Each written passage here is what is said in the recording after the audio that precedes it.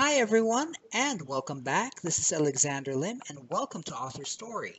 Our featured book for this episode, actually a featured series of books, is the Laughing Guide series, which you can check out by clicking on the Amazon link in the video description below. Isaac Prilleltensky is the author of the trilogy, and he is the Dean of the University of Miami's School of Education and Human Development, whose interests lie in the promotion of well-being in individuals, organizations, and communities, and the integration of wellness and fairness. So, Isaac, welcome to Author Story. Thank you for being with us. Thank you for having me. You're welcome. So, before anything else, I'd like to address the big pink elephant in the room. Okay, you are a dean of a school in a major university. And from what I've heard in your background, you hold such honors being the recipient of the Distinguished Contribution to Theory and Research Award, as well as a Lifetime Achievement Award in Prevention by the Division of Counseling Psychology of APA, whoa. And here you write a series of guides where laughter plays an important role. How did this happen? Okay, so first a slight edit to the introduction. Okay. I was the Dean of the School of Education and Human Development for 11 and a half years. And I took a sabbatical about a year and a half ago, which I finished the last two books of the trilogy. And now I am the Vice Provost for Institutional Culture at the University of Miami. Oh, okay. So yes, I was Dean, now I'm Vice Provost. And during the sabbatical I took in between these jobs, I finished the Laughing Guides trilogy, which are really books that combine humor with science to promote well-being, promote change, and overall help people to have happier and healthier lives. So my work combines humor with research. Okay. And how did you become passionate about humor? Was there a particular event in your life or that, made you realize that, you could use humor this way or you could use humor that way? I think it was an evolution more than the revolution. Oh, okay. All right. I think over the years, I experimented with humor just in work settings. People would ask me to write speeches for wedding anniversaries, retirement parties, bar mitzvahs, And over time, I began to develop a liking to writing humor, not just being funny in a party or at work. Right. So a few years ago, my wife and I started a project. It's called Fun for Wellness. It's an online project, funforwellness.com, in which we use funny stories as well as games to help people become happier and healthier. And I started writing these brief, short humor stories. I said to my wife, well, what if I sent these stories to the newspaper? Perhaps other people will like it.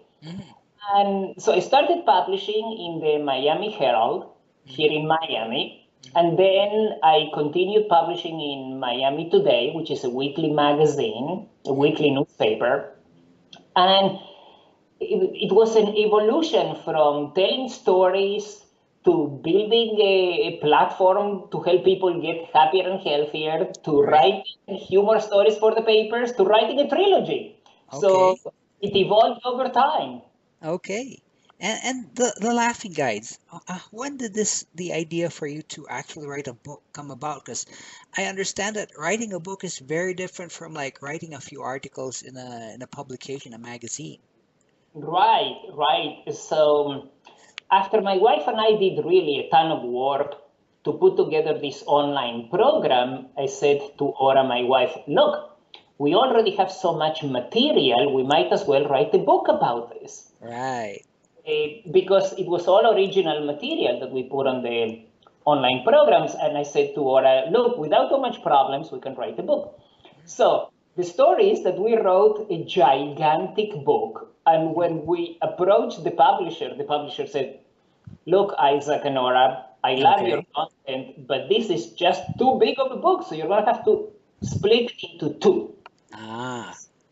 Okay, so then we split it into two. There was a coherent way to do that. The first book is about what is well-being, the laughing guide to well-being, using humor and science to become happier and healthier. So we introduce what is happiness, what is well-being. And the second book was supposed to be about the strategies, the laughing guide to change. So the second book was also too big because Ora, my wife, she likes to write about everything she knows. Okay. I said, Ora, keep it short. The publisher is going to be unhappy with another huge book. So book number 2 also had to be split. And so I ended up with a trilogy. And so that was the story. My wife, Ora, is my secret weapon because she's also a psychologist. She was a professor with me at the University of Miami. And she is super knowledgeable. I always say that of the two of us, she's the better psychologist. So we ended up with The Laughing Guide to Wellbeing, What's Wellbeing About, The Laughing Guide to Change, and The Laughing Guide to a Better Life. And what's common in these 3 books is that they have half the book is humor, the other half is science. So we have an approach, we call it smarter through laughter. Okay. And there is actually a lot of research demonstrating that when you are experiencing positive emotions like humor, laughter, fun, joy, delight, people learn better. People lower their defense mechanisms, they're more creative, they problem solve better. So we decided to use what we know from research on humor to apply to learning. So that's a little bit of the story of the books. Okay. All right, cool. And the concept actually it's interesting because I mean, like if I think of a book where I learned something from, I don't usually think of it as it being humorous or funny. I mean, I can understand like, a study that's serious and straight and clean like that, but the approach here is different. How does humor help people learn things? Right. So there is a research on the consequences of positive emotions. Okay. So you can think of humor and laughter as a positive emotion, something that we all enjoy. We have fun. And what positive emotions do, they create an upward spiral of positivity. So I'm having fun. I can brainstorm solutions to problems. I don't feel defensive. Usually, when people are having fun, they don't worry about coming across as inferior or not as capable or not as smart. So, in other words, positive emotions free up mental energy. Okay? Okay. And the more free you feel emotionally, the smarter you become. You can begin to make connections among things you wouldn't have made connections before. You see patterns. Also, you are less defensive. So the act of laughing actually also releases endorphins. Okay. Endorphins, you can call them, they are happy hormones. Okay. And so there is an interaction between psychological feelings of positivity and physiological reactions. And they work together in sync very well to get you ready for learning. This is why we call the books Smarter Through Laughter. Right. And I'm just curious, how much work, how much research has been done on the effects of humor, positivity on learning? Okay, there is actually quite a substantial amount of research on positive emotions. Okay. So humor is a positive emotion. And positive emotions have been studied quite extensively in the field of positive psychology. One of the leading authors in this field is Barbara Fredrickson from the University of North Carolina. And she has a theory, it's called broaden and build. So when you're experiencing positive emotions, you broaden your horizons, and which is the best thing you can do. The best thing you can do to learn is to be open-minded. And in order to be open-minded, there is some homework you need to do. Okay. You need to suspend the judgment about what you think the world is, because if we approach the world only through our biased attitudes, we're always going to see what we want to find, as opposed to seeing what's new, paying attention to things we wouldn't have thought about before. So being open-minded is a key factor in learning, just the ability to be surprised, to have the mindset of a learner, as opposed to the mindset of a person who just wants to confirm what he or she already know. Now, there is quite a bit of research also on humor and its effect, not just on learning, but also on health. Okay. So, for example, humor and laughing reduces pain. It helps build an immune system. Laughter buffers against stress. It helps with negative mood. It prevents burnout. And overall, it increases well-being and positive emotions. It even decreases allergic reactions. There was a study in Japan that showed that the laughter component of humor, that's the important aspect, not just humor. If you think something is funny but you're not laughing, the benefits are not as much as if you're actually laughing out loud. So there is quite a bit of research on the impact of humor on happiness and health. Okay, I got that. Okay. So I just like to bring out a point because I just remember like in some I forgot which country it was, but there's sort of like a laughter club. I mean, people just get together and just laugh. Yes. Does this help along the lines of what you just spoke of? Yes, and actually there are, I believe, laughing therapy or the laughing groups. I believe they started in India.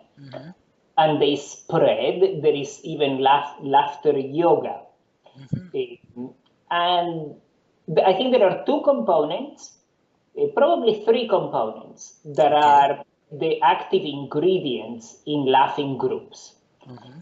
Number one is the positive emotions that I talked about.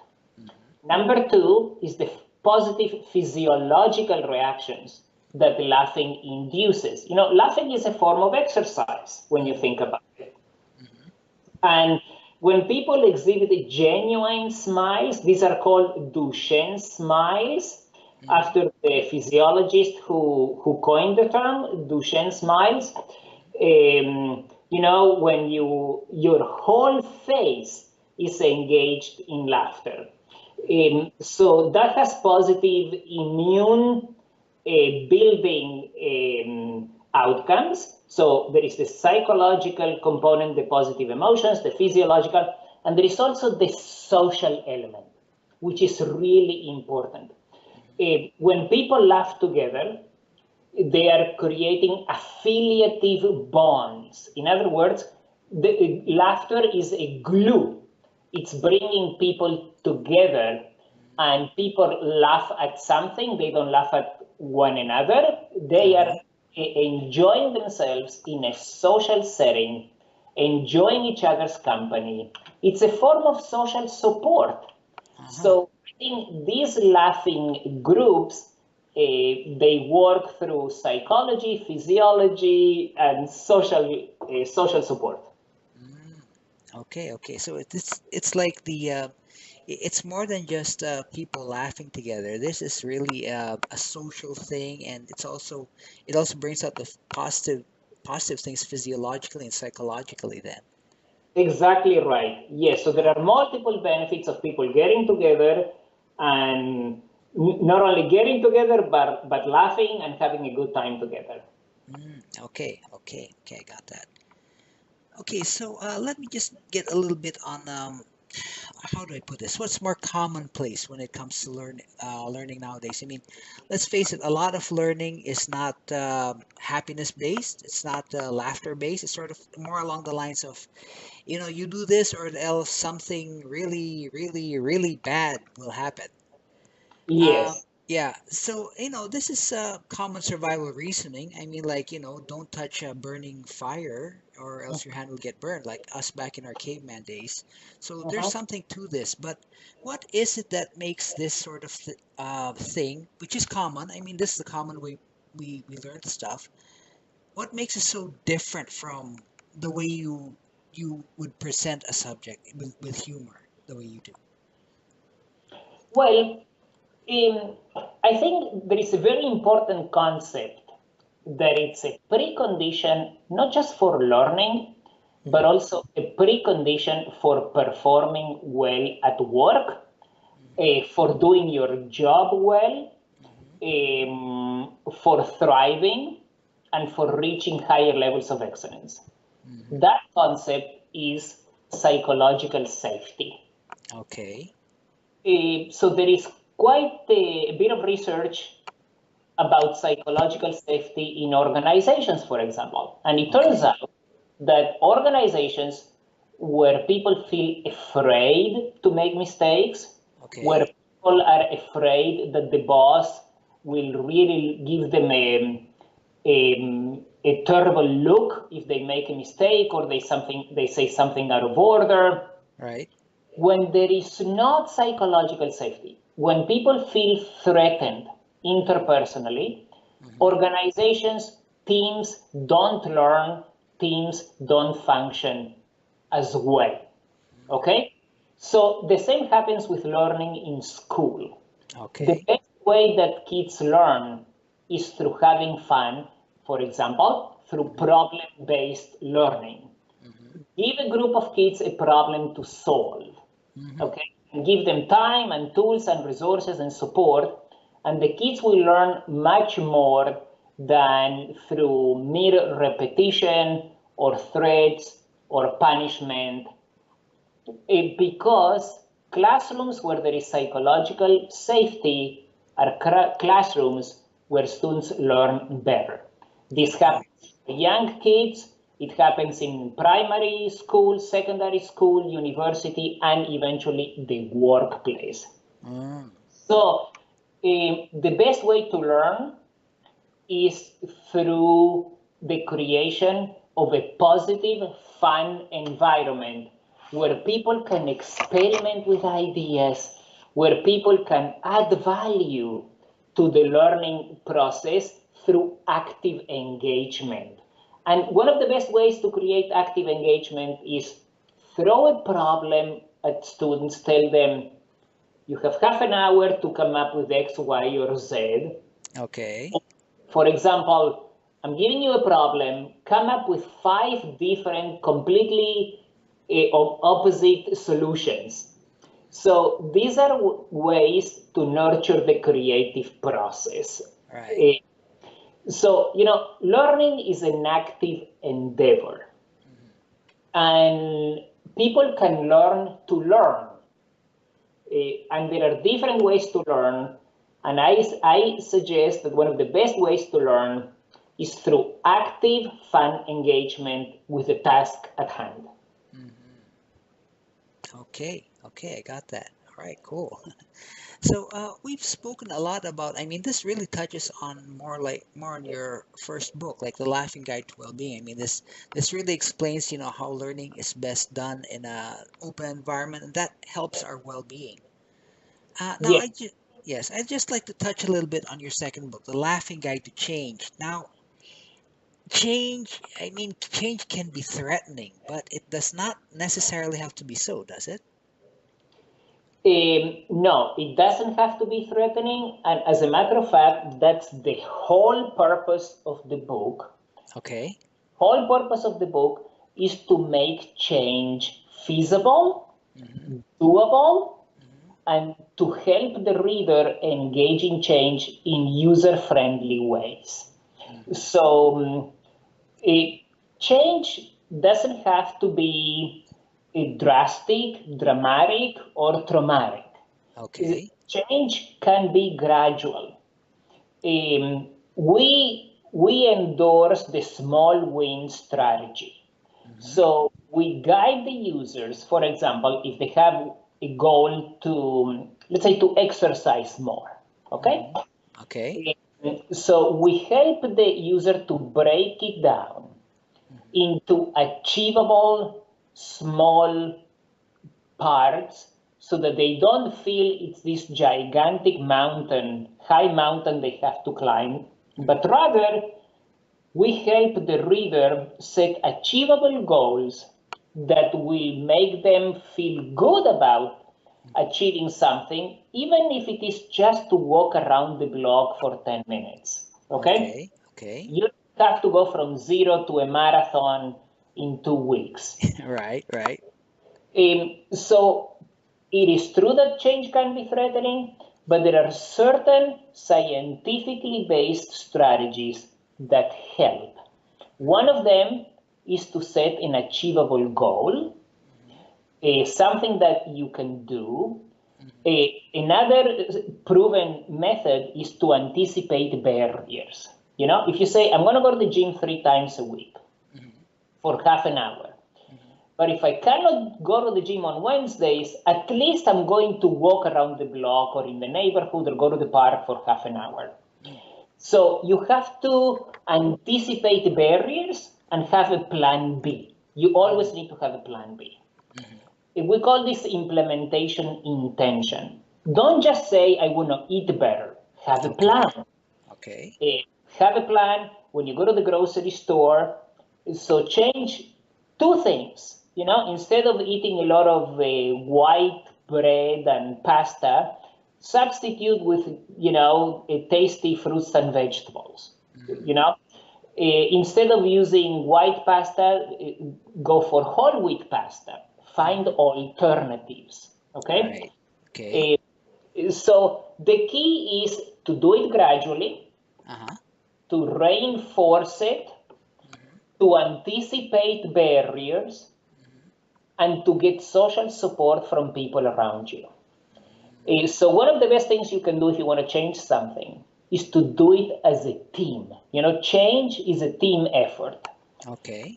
So for Okay. example, my wife and I are vegan. I grew up in Argentina eating a lot of meat, you know. Right. Right. Right. I used to eat meat 3 times a day in Argentina. Well, that's not very healthy, is it?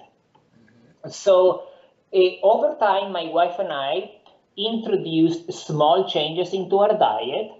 We used to drink coffee and tea with sugar. Right. So very gradually, we reduced from 3 spoons to 2 to 1 to half to 0. And now we don't Okay. even own sugar in our house, you know? Okay. Okay. And then we became from eating meat, we started eating more fish, and then we became vegetarian, and over Right. time we became vegan, which is what suits us the best. Okay. So there are gradual ways for people to find alternatives that can lead you to have a successful engagement with change. So the whole point of the book is to demystify change, make it doable, viable, and gradual. And there is a lot of research supporting the fact that change can be accomplished. All right. Great. Great. So definitely that's I guess it's for everyone because everyone deals with change. Everyone wants to change things in their lives. So, this could be a very useful reference for them. Great. Okay, cool. Now about the third book, The Laughing Guide to a Better Life. I mean, everyone wants a better life, you know. We're right here and we want something better. And very few really get to that point. I mean, a lot of people, they want a better life and then they keep thinking and thinking, but they never do achieve it. So, how can humor create that sense of achievement in getting the better life that, people would think about, people would want? Well, so humor is one tool to begin looking at your life Okay. through comic lens. Okay. So I am a firm believer Hmm. that if you're able to laugh at yourself, Okay. that's the first step in change. So in the book, I use a lot of self-deprecation. Hmm. I have a funny accent, I have a girly voice, Hmm. I have big ears, Hmm. and I'm full of imperfections, okay? Okay. Okay. And I think I'm able to demonstrate to people that you can laugh at yourself and that you can lower your defense mechanisms Hmm. and begin looking at your life through a humor lens.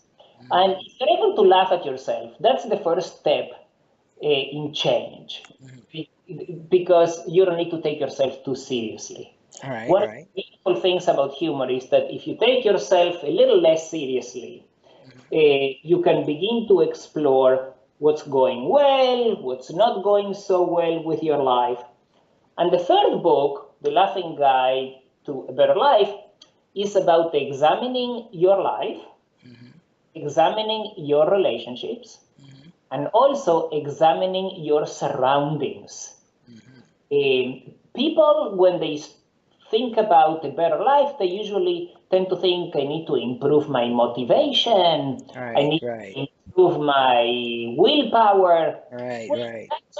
that's only a small part of change. The Okay. people you surround yourself with and the environment that you live in are hugely important for your happiness and well-being. Um, and this is why it's so important to find the school for your kids where the kids will be happy, to find the community where there are good neighbors, Hmm. to find the workplace where people will be congenial and supportive and reflective, and a sense of team building. Because the environment, the people around us, can make us exceedingly happy or terribly miserable. Hmm. Uh, so in the book, The Laughing Guide to a Better Life, we help people to change not just their thinking, their behavior, their emotions, but also to build positive relationships with other people Hmm. and to shape the environment in ways that make it easier and simpler for them to thrive in life. So the Laughing Guide to a Better Life eh, includes working on yourself, your relationships, and the environment. And by the way, if the listeners are interested, they can read the reviews of the book at thelaughingguide.com. Hmm. Thelaughingguide.com. So there are reviews, and you can read some of the funny stories on that website. Okay. All right. Well, laughingguy.com. Okay. Got that. Okay. All right. So Isaac, let's say you came across someone, who maybe it's heard of your books, or heard you talk about them, and they think, what do I need these books for? I mean, I'm happy. I'm already happy. I mean, I've got this big job. It pays a lot, and I'm living the perfect life, you know. Mhm, And you get the sense that he's not really living the perfect life, maybe a perfectionist life, but not a perfect life. mhm. And you had only one thing, time enough to tell that person one thing about how to handle the situation the way your books would work. What would be that one thing you would tell them? I would tell them that the books have multiple avenues to explore how to lead a fulfilling life. Hmm. So I would say, I would invite the reader to explore the books because no one size fits all when it comes to living a happy life. And I think the books help people who may not be so happy to make some changes to be a little happier, and those who may already be happy perhaps to achieve higher levels of fulfillment and happiness. And the books really offer multiple doors because people are very different. Some people Right. will gravitate towards changing behaviors. Some people want to work more on their thoughts. Perhaps they Right. ruminate too much. Right. Perhaps they Right. tell unhappy stories about their lives. They have a negative self-concept. Mm-hmm. Some people will want to start by improving their relationships or their workplace. So I think what the books do, they offer multiple avenues to consider how you can become a little happier, a little healthier. Okay. Okay. Great. Great words right there. Great words right there. So, Isaac, in the last minute or so of this interview, are there any last words of wisdom you'd like to share, maybe to inspire our listeners? Well, what I would like to say is that there are scientific methods of changing and becoming happier and healthier. Mm-hmm. And I would like to invite the listeners to think about exploring avenues Mm-hmm. to becoming happier and healthier. There are a lot of people who feel I'm stuck in a rut and there is no way that I'm getting Right. out of this. And my message is there are ways to get happier and healthier. They usually involve improving relationships with people who love you and having supportive bonds with your family, friends, colleagues, and relatives. So if there is one thing that I would recommend is try to become a good listener so that through good listening, you can build positive relationships with people who will always be there for you and you will be there for them. Well, very, very wise words right there. Okay, then. So, in closing, then the book series is the Laughing Guides book series. That's the Laughing Guide to Well-being, the Laughing Guide to Change, and the Laughing Guide to a Better Life. The authors are guest Isaac Prilleltensky, and you can find the books on Amazon. So, Isaac, thank you very much for being in the author story. Thank you very much for enlightening us about humor and how it works. Thank you so much for the opportunity. I enjoyed it. You're welcome. So everyone, check out the Laughing Guides and also be sure to subscribe to our channel for a gander at more awesome authors and great books. So, see you guys next time on Author Story, where we speak to another fantastic author about another fantastic book.